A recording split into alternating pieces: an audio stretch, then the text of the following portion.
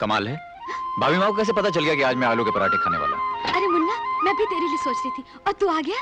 बस भाभी माँ, तूने याद किया और मैं आ गया। अरे बाबा, कितना पसीना पसीना हो रहा है। इतना बड़ा हो गया हूँ, लेकिन फिर भी वही पल्लू और पसीना पहुंचा। बहुत बड़ा हो गया, खींच कर लंबा हो गया, वरना अकल तो अभी तक बच्चों जैसी। अकल की बात मत कर भाभी माँ, मेरी अकल ने तो अच्छे बच्चों की खोपड़ी फेर दी है। मालूम है आजकल क्या चल रहा है? अमेरिका वाले मेरे भेजे की फोटो के लिए 50 करोड़ रुपए देने को तैयार हैं। हाँ, मैंने कहा 50 करोड़ रुपए? अरे भाई, जब फ्रांस वाले 80 करोड़ देने को तैयार हैं, तो मैं 50 करोड़ में क्यों दूं? और तू बोलती है बस बस डींगे मत मार, खाना खा ले, खाना ठंडा हो रहा है। अरे भाभी माँ, तेरे हाथों का ठंडा खाना तो क्या, 15 दिन का बासी खाना भी होगा तो भी खा लूंगा। कैसी बातें करता है? कैसी बातें करता हूँ? तुझे तो कुछ मालूम ही नहीं है भाभी माँ। अरे सयानों ने कहा है कि माँ के चरण छुआ कर वहाँ जन्नत है।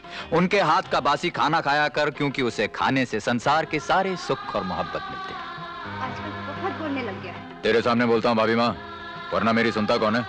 ये भैया है ना, भैया तो बस जैसे ही मुझे देखते हैं उनके दिमाग में गुस्से की घंटी बजने लग जाती है। ये लो बज गई। अरे आ गए भैया, आ गए। जरा संभालना, आज वो बहुत गुस्से में है। प्लीज भाभी माँ, संभालना प्लीज। अच्छा से घबराने में देखती हूँ। मैं किधर जाऊँ? नटवर आया था? घर में कदम रखा नहीं, मेरे बच्चे के बारे में शुरू कर दिया। 24 घंटे मेरे मासूम के पीछे पड़े रहते हो। वाह वाह, क्या मासूम ढूंढा है आपने। अगर आपका लाडला मासूम है तो समझ लीजिए कि सारी दुनिया शैतान है। क्या बोल रहे हो तुम? अपने भाई के लिए कैसी बातें कर रहे हो? अरे अभी तक तो मैं ही बातें कर रहा हूँ, जब आप उसके करतूत सुनेंगी ना तो फिर आप भी यही बातें करेंगी। क्या करतूत की है उसने? वो एक नंबर का। आप मेहरबानी करके जाके खाना लगाइए, मेरे पास ज्यादा वक्त नहीं, मुझे ऑफिस जाना है। और सुनिए, आप मेरी कोई ऑफिसर नहीं है कि मैं आपको नटवर की सारी रिपोर्ट देता रहूं। तुम क्या रिपोर्ट दोगे? मैं सब जानती हूँ। तुम सिर्फ उससे इसलिए नाराज हो कि तुम्हारे कहने पर नौकरी नहीं करना चाहता है। क्यों करेगा? तुमने नौकरी करके कौन से लाखों रुपए कमा लिए? वो बिजनेस करना चाहता है, बिजनेस। अरे पर कौन सा बिजनेस करना चाहता है ये भी जानती हैं आप? बिजनेस बिजनेस होता है भैया, और मैं तो ऐसा बिजनेस करना चाहता हूं कि जिसमें 4 पैसे लगाऊं, 40 कमाऊं। 4 पैसे मजदूर को, 4 पैसे इनकम टैक्स को, 4 पैसे भगवान के नाम पर, बाकी सब आपके चरणों में। देखा? आप जाइए यहां से। आप नीचे क्या कर रहे थे? जी, वो मेरा रुमाल गिर गया था, उसे मैं उठाने की। अगर आपका रुमाल इसी तरह बार बार गिरता रहा ना तो एक दिन आप भी इस रुमाल के साथ गिर जाएंगे और फिर आपको उठाना मुश्किल हो जाएगा। जी, अगली बार धागा बांध के रखूंगा, नहीं गिरेगा। बैठो। आप बैठिए।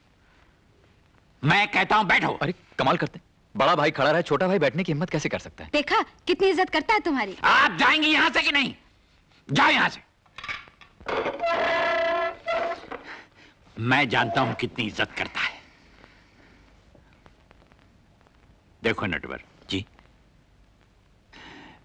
मैं तुम्हें आखिरी वार्निंग देता हूं। पिछली बार भी तो आपने आखिरी वार्निंग दी थी ना भैया। नटवर, उस नेकलेस का ख्याल दिल से निकाल दो, समझे? नेकलेस? कौन सा नेकलेस? अच्छा वो, अरे वो तो मैं अपनी भाभी माँ के लिए खरीदने वाला हूँ। देखो भैया, इतने साल हो गए, भाभी के लिए एक सोने का हार तक आप नहीं खरीद सके। भाई मैं तो अपनी भाभी माँ के लिए हीरो का हार खरीदूंगा। क्यों, भाभी माँ पहनोगे कि नहीं? अरे बेटे, अब इस उम्र में मैं क्या हीरो का हार पहनूंगी? ले आना, अपनी बहू को पहनाऊंगी। बहू को बाद में पहना लेना, पहले पूरा खाना तो ले आइए। देख नटवर, वो हार इतना कीमती है कि चुराने वाला कम से कम 10 साल के लिए जाएगा।